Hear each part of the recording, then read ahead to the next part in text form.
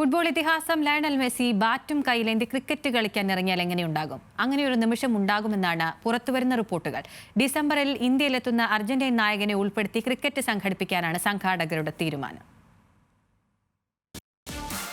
ഡിസംബറിൽ ഇന്ത്യയിലെത്തുന്ന Argentine football ഇതിഹാസം Lionel മെസ്സിയെ ഉൾപ്പെടുത്തി മുംബൈ വാങ്കഡയിൽ സെവൻസ് ക്രിക്കറ്റ് സംഘടിപ്പിക്കാനാണ് സംഘാടകർ ഒരുങ്ങുന്നത്.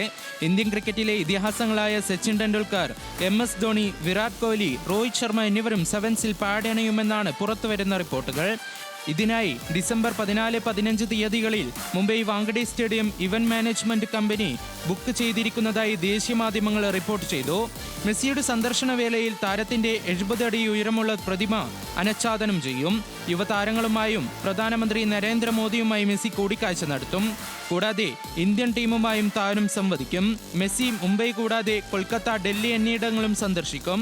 കൊൽക്കത്തയിലെ ഈഡൻ ഗാർഡൻസിൽ വെച്ച് പശ്ചിമ ബംഗാൾ മുഖ്യമന്ത്രി മമതാ ബാനർജി മെസ്സിയെ ആദരിക്കും. ഇന്ത്യൻ ഫുട്ബോൾ ഇതിഹാസം ബീജിംഗ് കൂട്ടിയ സിനിമാ താരം ജോൺ എബ്രഹാം ഉൾപ്പെടെ പങ്കെടുക്കുന്ന ഗോൾഡ് കപ്പിലായിരിക്കും മെസ്സി ബാറ്റേന്തുകയെന്നും റിപ്പോർട്ടുകളുണ്ട്. എന്തായാലും ഇന്ത്യയിലെത്തുന്ന മെസ്സിയെ ബാറ്റ് പിടിപ്പിച്ചിട്ടേ വിടൂ. Sports desk, news Malayalam.